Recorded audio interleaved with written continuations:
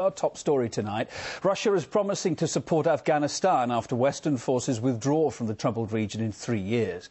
President Medvedev's pledge came at talks with Hamid Karzai here in Moscow.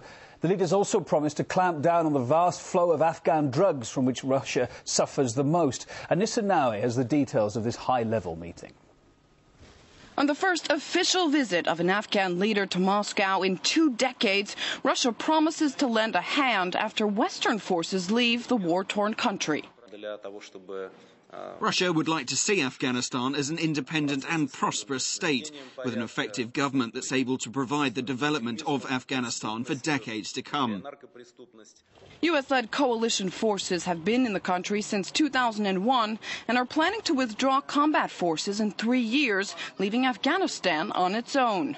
Russia has been watching U.S. operations very closely from afar, while providing necessary transit routes for supplies and plan to continue support once the pullout is complete. There is both the ability in Russia and the need for Russia and Afghanistan to engage with one another, not only in a manner of Russia helping Afghanistan rebuild itself and redevelop its institutional capacity, but also by way of trade, by way of investment, by way of interaction between our businesses, which is very strong. The 2 countries signed a trade and business cooperation deal. Over the past few years, Russian-Afghan trade turnover has increased more than 4-fold and is now $500 million US.